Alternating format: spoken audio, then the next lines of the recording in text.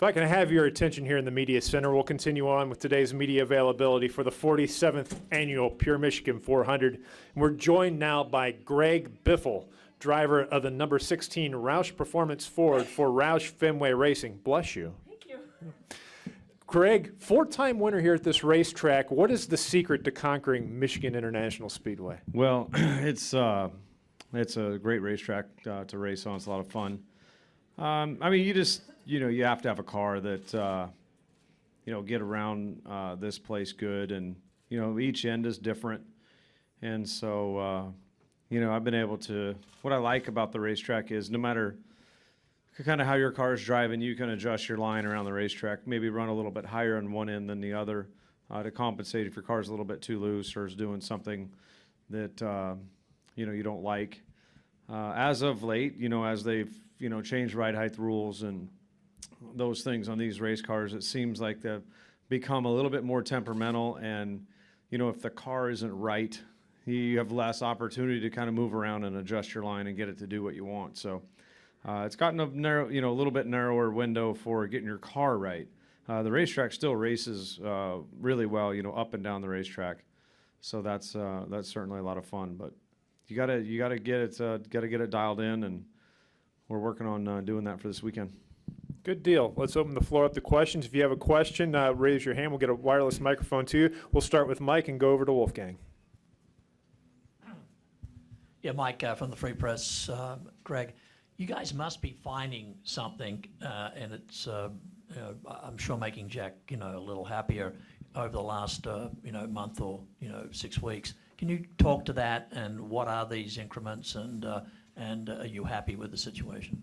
Well, I mean, we certainly are. And, like I spoke about the cars, and you got to be temperamental, and you got to be right on the money. And we have gotten a tremendous amount better this year. And we've been good at executing the races well. So, we got 3 top 10s in a row, and then, the other guys have done well. We've had a little rough road, blown tire and 2 wrecks. So, and then a split nose last week ended up, getting us back to 16th from probably a top 10 finish. But, Ricky, snuck up there and got one last week, and the 34 ran well, which was one of our cars. So we're showing improvement, and, which gives us a lot of confidence. And then, we feel really confident. We show up to a place like this where we know it's a good racetrack for us, and our fastest car is 19th.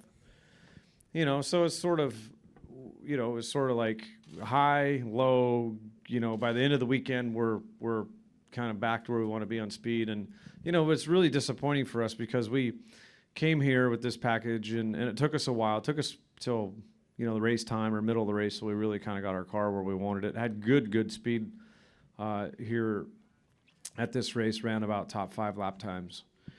And so we came back exactly how we left here, and we're way off. So it's funny how, we're standing there looking at each other like, how is this possible? The rear's not traveling like it should be.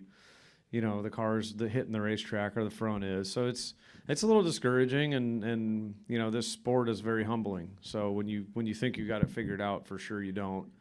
And it reminds you of that every week. But we have sat down and looked at it for getting ready for real qualifying. We feel like there's some areas that we can still improve a little bit on, but it's still mind-boggling how we can come here, how we left, and nothing's changed, and be, a fair amount different. So, we keep at it, and keep making notes, and keep learning, and keep getting our cars better. And I think that's probably part of why our setup's off is, we've gotten our cars better.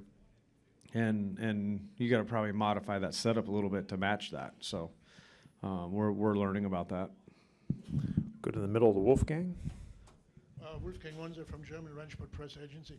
It's a follow-up question, Greg. You said you left here, and now everything is different, and you don't understand the car, if I understand your answer correctly. Before you came here, is it not possible technically you make some simulation work with this less downforce setup? Yeah, I mean, we ran here with the less downforce setup before, so we thought that, we'd be right back where we were, so, because nothing's changed from when we ran here before. But that could be some of our weakness is, maybe our simulation is not as accurate or not as good as maybe some of the other teams. And we felt like we've really closed in on that as we've improved our performance. We felt like our simulation has gotten a lot better. And maybe it has, but maybe they still are a bit better than we are. So we'll continue to work on simulation and getting our cars closer off the truck. That's one thing that we discuss in our Tuesday competition meetings is how do we get faster unloading off the truck and being closer, and not take the entire practice time qualifying and up until the race to get our cars optimized, so to speak, as good as we think we can get them. So, we keep going home and saying, well, if we started there, we should, if we had spent all that time getting that, set up better, maybe we had been closer. So, we keep, we keep working on it. We have found a lot of speed, and that we know there's a little bit left there. Additional questions for Greg Biffle. Greg, I have a question. Okay. Kids Drive NASCAR, big initiative, launched this week. Starting next year, kids 12 and under are going to be able to get in free to Xfinity Series races and Truck Series races. A lot of kids are going to be at the racetrack this week. How important is that to see the young kids coming into the sport? It's very important. And, kids, let's face it, my daughter included, she's a little younger than 12. They love cars and they love, racing as part of our heritage. And my daughter's gone up and watched the Xfinity races and with the other kids, and it's fun for them. It's fun for them to come and experience and meet the drivers. I think that's the biggest thing is meeting the drivers and getting a die-cast car of your favorite driver.